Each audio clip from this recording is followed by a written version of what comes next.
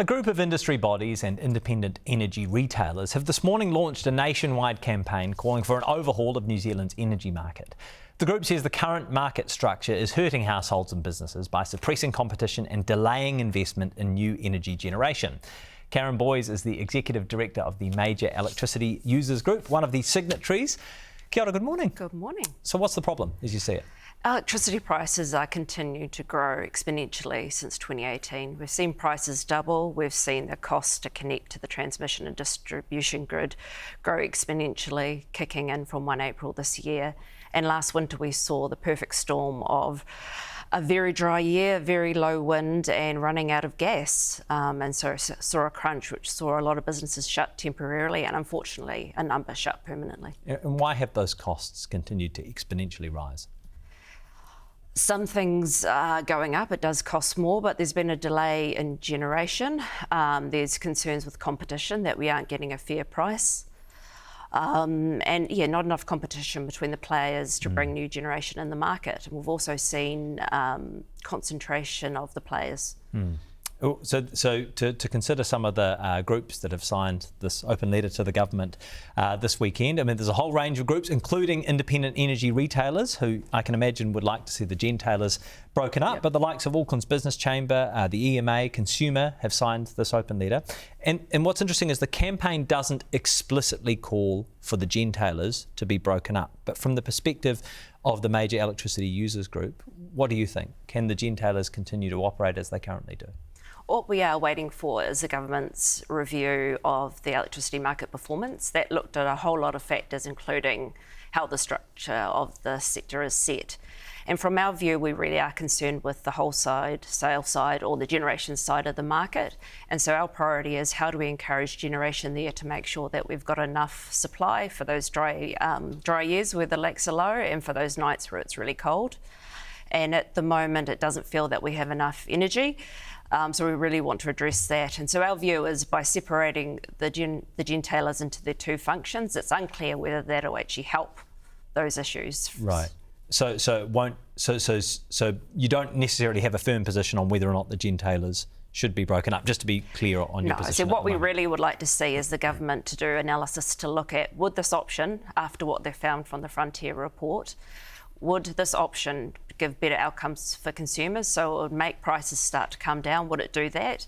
And would it make sure that our lights stay on so we have security through whatever type of weather that we have in New Zealand? So since last year's wholesale price spikes and that crisis over winter, the government has established the Energy Competition Task Force, which wants Gentailers to be prohibited from giving preferential treatment to the retail arms, has launched the Electricity Market Review you mentioned. It says the Fast-Tracked Act approvals and the RMA reform is going to speed up the consenting of new generation. You've got the offshore oil and gas ban lifted. What is the collective impact of those changes? They're all good starts and many of them are underway. Still, a lot of them are being worked on. Our concern is that they don't really address the key issues about the need to build more and the need to bring prices down to a level that actually lets businesses like our members compete internationally. So they do help. It is slow, but what we have been seeing, and this is why we call for in the letter, is we don't need a series of small minor changes again. The time has come where we actually need to do something substantial to make a shift in the sector. Do you have a firm position on what that reform should look like? Are there things that definitely should happen? From MEWG's perspective, one thing we've been talking about is the need to particularly build more generation, but what we really need is some generation that can back up the system when the wind isn't there, the lakes aren't there, when there's not enough supply. So we call it firming, but I said we need some generation that's available so we're not at the mercy of the weather. This is gas you're talking about specifically? Gas, coal, diesel, and in theory it should also be our hydro lakes. They should be taking that role to fill the gaps when the wind stops, when the solar, when the sun stops shining. So we need to be using our hydro for that, but at the moment we are relying on coal. Yeah. What about a Lake Onslow style battery project?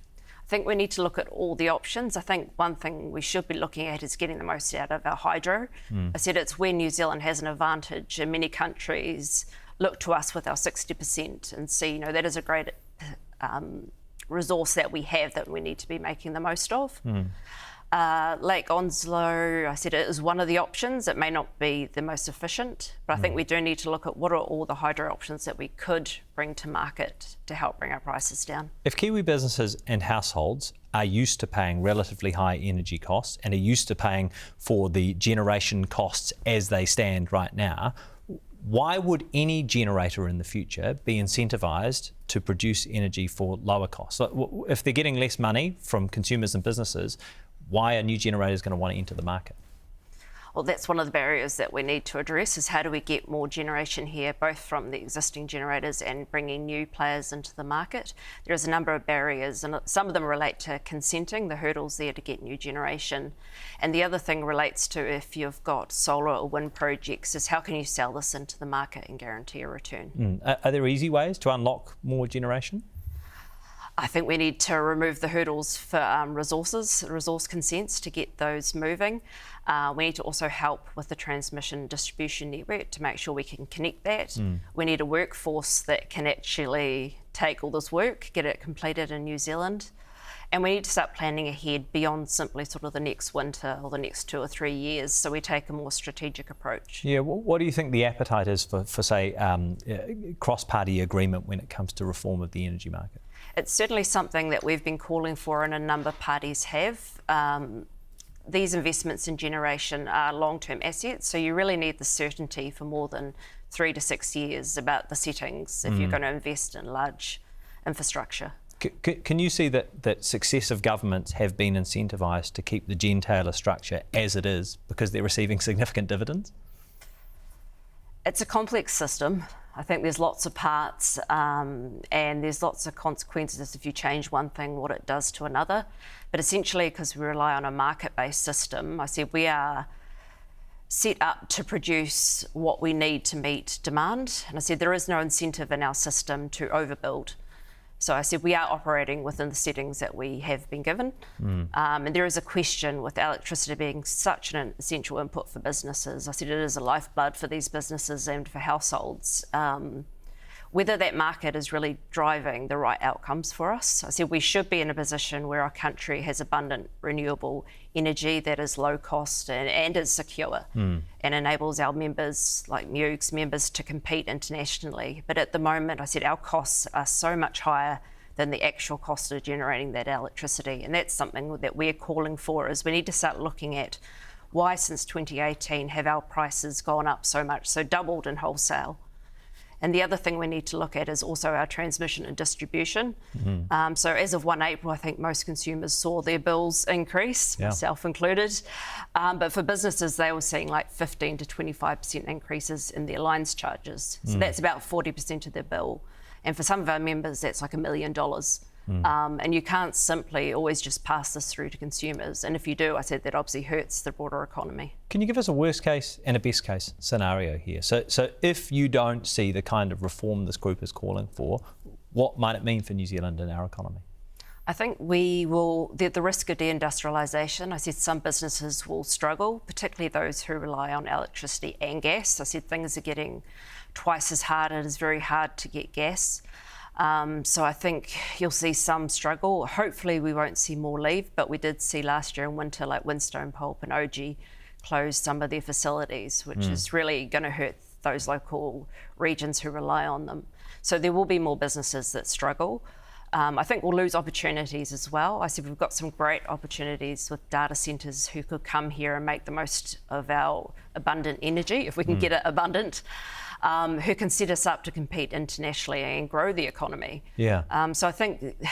Talk to us a bit more about that. Talk to us about the opportunity that reform of the energy market, in your view, would provide. I said it enables us to grow our economy. I said it enables us to electrify. I said we're at this point here where a lot of businesses are committing to try and reduce their emissions, but they're faced with a hard decision where all their energy options are going up. It's increasingly expensive if you have gas. I said it's increasingly expensive, though, if you have electricity.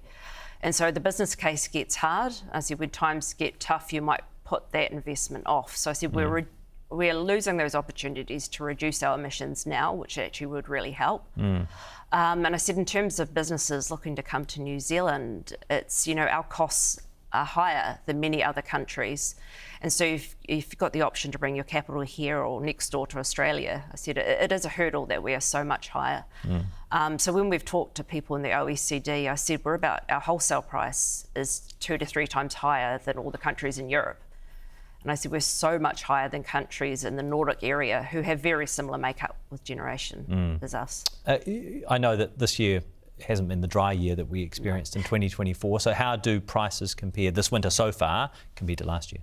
I said this winter is certainly looking much better, which is a relief for the immediate time. So prices are down to about $150 in the wholesale market, but on average they have been tracking up just around $200 if you look at the long-term trends. And what's concerning is that up until 2018 things would sit at around $80, $70 megawatt hour, and we've now doubled to about at least 180, 200. And what we're hearing is that the cost of generation in the future should start to be coming down to those 90, 100 marks. So why are we still so high? Right. So we talk and we hear from many parties that, there is a good future there. It's how do we get across this really bumpy transition, and how do we make sure our businesses and industries survive and thrive to make the most of this potential that is coming. Thanks so much for your time. We really appreciate it. Karen Boyce from the Major Electricity Users Group.